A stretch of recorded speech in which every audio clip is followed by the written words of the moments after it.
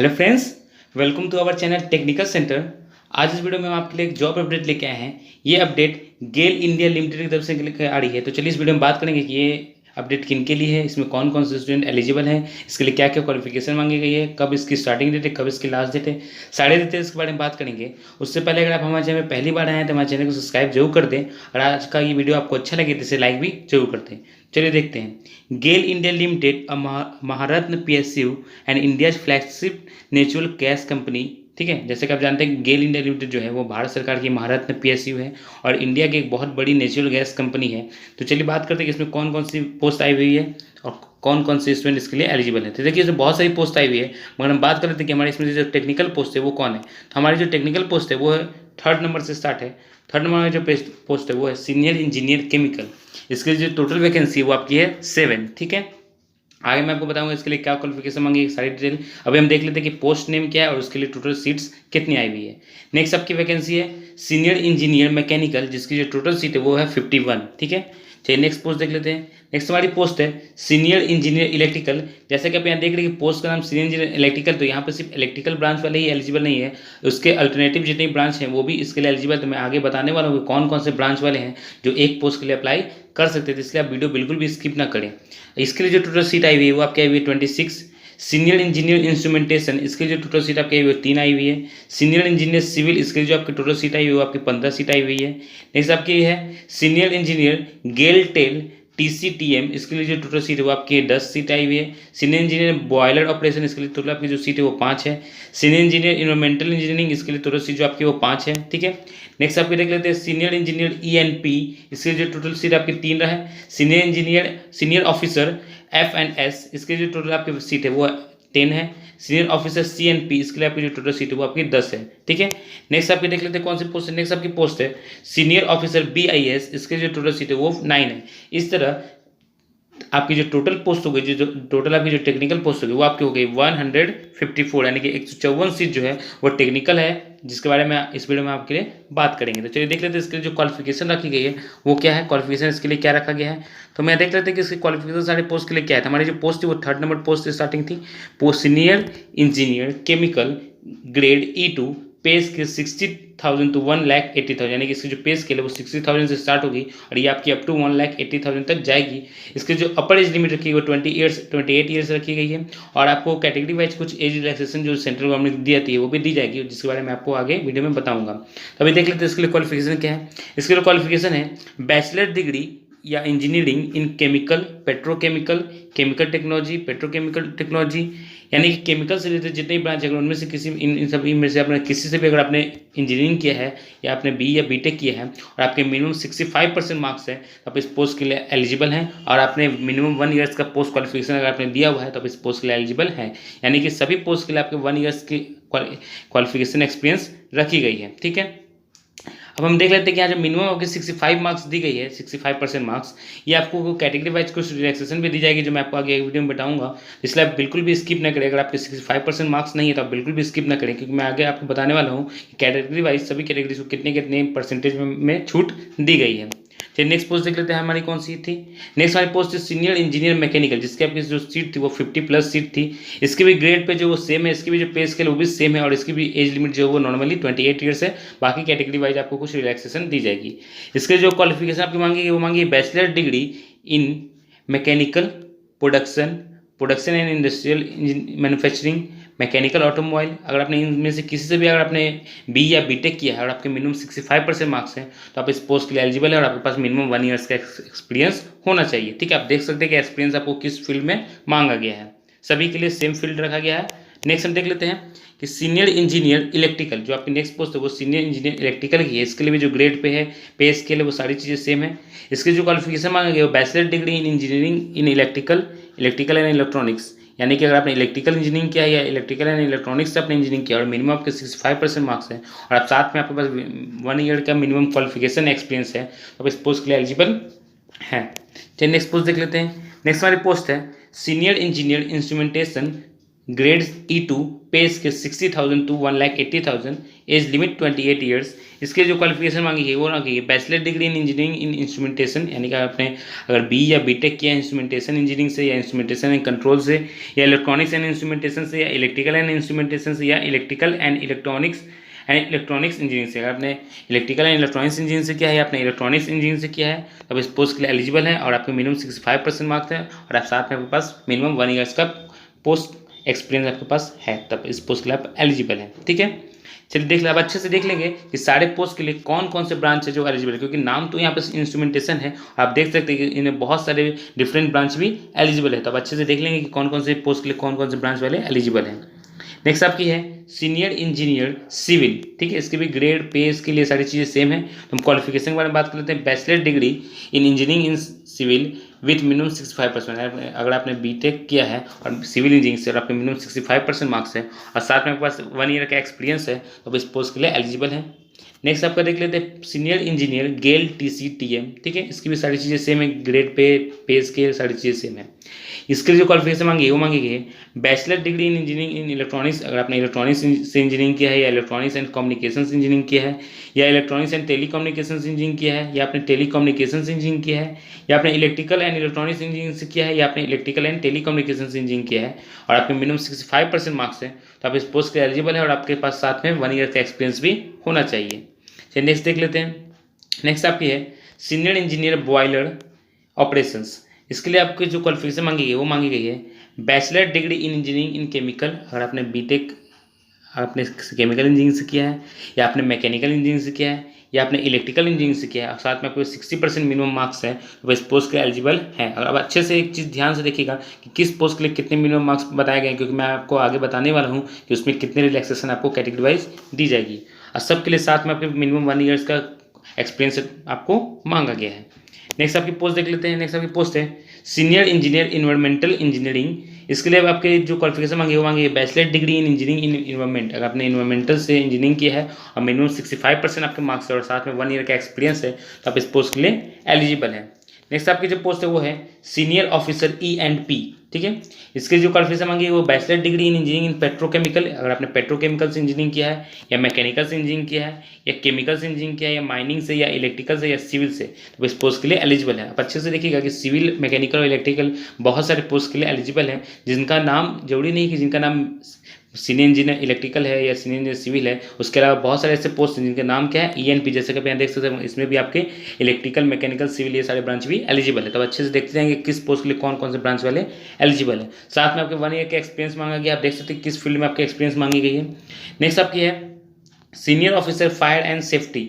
इसकी जो आपकी क्वालिफिकेशन मांगी गई bachelor degree in engineering in fire and safety, और आपने फायर से इंजीनियरिंग किया है या आपने फायर एंड सेफ्टी से इंजीनियरिंग किया है, मिनिमम आपके 60% मार्क्स हैं तो आप इस पोस्ट के लिए एलिजिबल है, अगर साथ में आपके पास 1 ईयर का एक्सपीरियंस भी है तो। ठीक है, यहाँ पर दिया हुआ है कि preference will be given to candidate having 1 year diploma in industrial safety. ठीक है, प्रेफरेंस अगर वैसे स्टूडेंट भी अगर इस पोस्ट के अप्लाई करते हैं जिन्होंने इंजीनियरिंग तो की है फायर एंड सेफ्टी से, साथ में उन्होंने डिप्लोमा भी 1 ईयर का किया है इंडस्ट्रियल सेफ्टी से, तो उनको पहले प्रेफरेंस दी जाएगी। चलिए नेक्स्ट पोस्ट देख लेते हैं आपकी जो है, ये हमारी लास्ट पोस्ट है जो हमारी है पोस्ट सीनियर ऑफिसर C&P। ठीक है, इसके जो क्वालिफिकेशन मांगे गए bachelor degree in engineering in chemical, अगर आपने केमिकल इंजीनियरिंग से किया है या आपने मैकेनिकल इंजीनियरिंग से किया है या इलेक्ट्रिकल से किया है, इंस्ट्रूमेंटेशन से किया है, IT से किया है या कंप्यूटर साइंस से किया है या इलेक्ट्रॉनिक्स से किया है या मेटलर्जी से किया है या सिविल या टेलीकम्युनिकेशन, इनमें से किसी भी ब्रांच से अगर आपने इंजीनियरिंग किया और आपके मिनिमम 65% मार्क्स है तो इस पोस्ट के एलिजिबल है, अगर साथ में आपके पास अगर 1 ईयर का एक्सपीरियंस है तो। ठीक है, यहाँ पे आप देख सकते हैं कि preference will be given to candidate having 2 years MBA with specialisation in materials management. अगर किसी स्टूडेंट ने अगर 2 साल का MBA किया है मटेरियल मैनेजमेंट में, अगर वो भी इस पोस्ट के लिए अप्लाई करते हैं तो पहले प्रेफरेंस उन्हें दी जाएगी। तो ये थे हमारे टोटल टेक्निकल पोस्ट। हम बात कर लेते हैं कि इसमें जो आपके जो मार्क्स मैंने आपको बताया था, किसी में 65% मार्क्स, किसी में 60% मार्क्स मांगे गए हैं, तो उसके लिए जो आपको रिलैक्सेशन दिए गए कैटेगरी वाइज, जो किस किस कैटेगरी को कितने % मार्क्स की छूट दी गई है। ठीक है, तो हम देख लेते हैं यहाँ पे relaxation in minimum percentage of marks in educational qualification, यानी कि आपके जो एजुकेशनल क्वालिफिकेशन उसमें कितने % की रिलैक्सेशन कैटेगरी वाइज दी गई। ठीक है, तो देख लेते हैं। Where minimum qualifying percentage of marks have been specified as 65%, in respect of SC ST PWD category candidate is 60%। अगर जहाँ पर भी 65% मार्क्स मांगे गए हैं वहाँ पर अगर SC ST या PW से आप बिलोंग करते हैं तो आपको मिनिमम 60% मार्क्स अगर हैं तब भी आप इस पोस्ट के लिए एलिजिबल हैं। ठीक है, आप अच्छे से देख लीजिएगा कि अगर आप SC ST या PW से बिलोंग करते हैं तो अगर आपको मिनिमम 65% मार्क्स मांगे गए थे, अगर आपके 60% भी हैं तब भी आप इस पोस्ट के लिए एलिजिबल है। यानी कि SC ST या PW वालों के लिए मिनिमम मार्क्स 60% रखा गया है, जिस भी आपने डिग्री आपके पास जो भी है।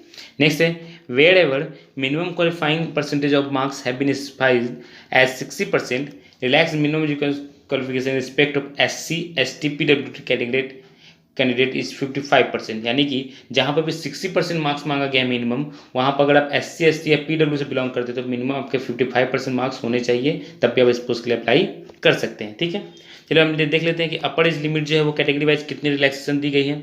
आप यहाँ देख सकते हैं अपर एज लिमिट रिलैक्सेशन में the upper age is relaxable by 5 years for SC ST category candidate, 3 years for OBC। ठीक है, अगर आप SC या ST से बिलोंग करते हैं तो आपको 5 years का एज रिलैक्सेशन दिया जाएगा, यानी कि जहाँ पर 28 years मांगा गया तो आप 5 years एक्स्ट्रा आपकी एज है तब भी आप उस पोस्ट के लिए एलिजिबल हैं।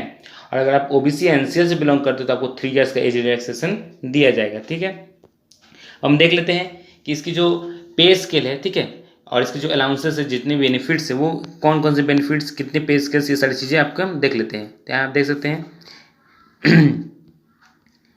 चलिए यहाँ देख लेते हैं कि आपकी जो पे स्केल मैंने आपको पहले ही बताया था कि E2 कैटेगरी के लिए जितनी पोस्ट मैंने बताई वो सारी E2 कैटेगरीज थी, जिनमें आपकी इनिशियल बेसिक पे जो होगी आपकी होगी वो 60,000 से स्टार्टिंग होगी। ठीक है, अदर बेनिफिट्स देख लेते हैं कि आपको क्या क्या मिलेंगी।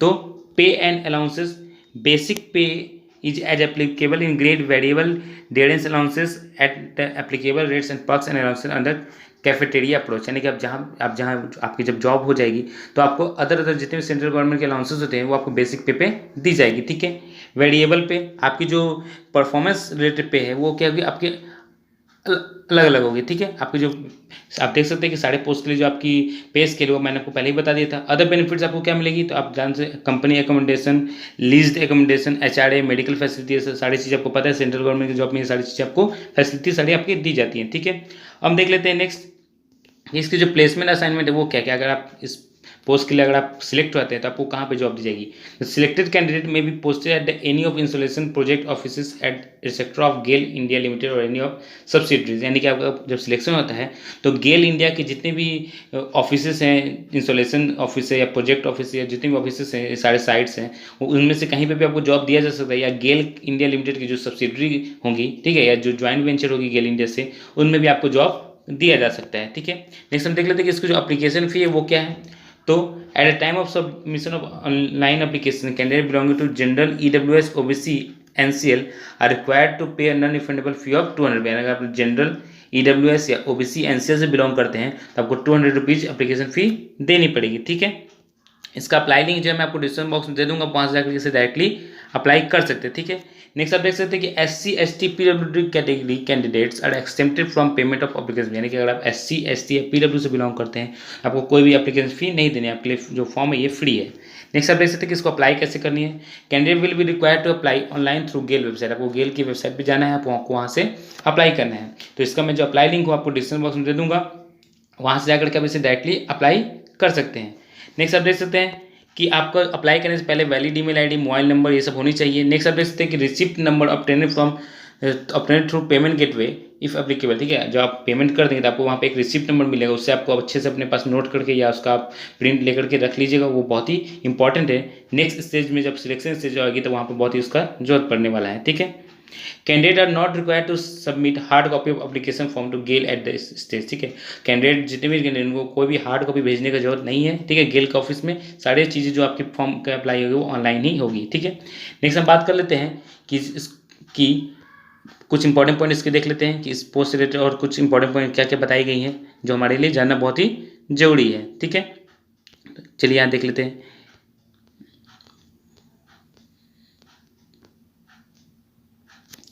Category general EWS SC ST OBC NCL PWD once filled in the online application form will not be changed and no benefit of other category will be admissible। अगर आपने एक बार फॉर्म में जो भी फिल कर दिया उसे चेंज करने का ऑप्शन आपको नहीं मिलेगा।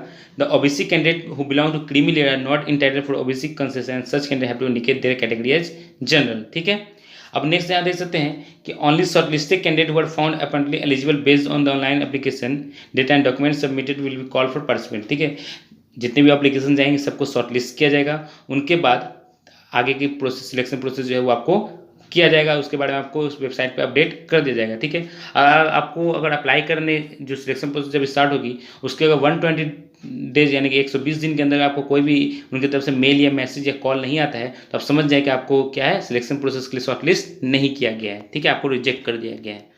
चलिए अब देख लेते हैं कि इसकी इंपॉर्टेंट डेट्स क्या है, इसकी लास्ट डेट्स क्या है। ये सारी चीज़ मैंने आपको बता दी है, फिर से मैं आपको एक बार रिमाइंड करा देता हूँ कि इसकी जो स्टार्टिंग डेट है अप्लाई करने की वो 7 जुलाई 2021 से स्टार्ट हो चुकी है, जिसका अप्लाई लिंक आपको डिस्क्रिप्शन में मिल जाएगा, वहाँ से जाकर इसे डायरेक्टली अप्लाई कर सकते हैं। और आप हमारे टेलीग्राम चैनल को भी ज्वाइन कर सकते हैं, जहाँ पर आपको बहुत सारे जॉब्स, अप्रेंटिस और बहुत सारे स्टडी मटेरियल्स आपको सारी चीज़ें प्रोवाइड कराई जाती है। उसका लिंक भी आपको डिस्क्रिप्शन बॉक्स में मिल जाएगा। इसकी जो लास्ट डेट है वो 5 अगस्त 2021 तक, यानी कि 5 अगस्त 2021 तक इस पोस्ट के लिए अप्लाई कर सकते हैं। ठीक है, मैंने आपको इस पोस्ट से रिलेटेड सारी डिटेल्स बता दी हैं। उसके बाद भी अगर आपको कोई डाउट्स रह जाता है तो आप उसे कमेंट बॉक्स में मेंशन कर दें, मैं उसे पूरी सॉल्व करने की कोशिश जरूर करूंगा।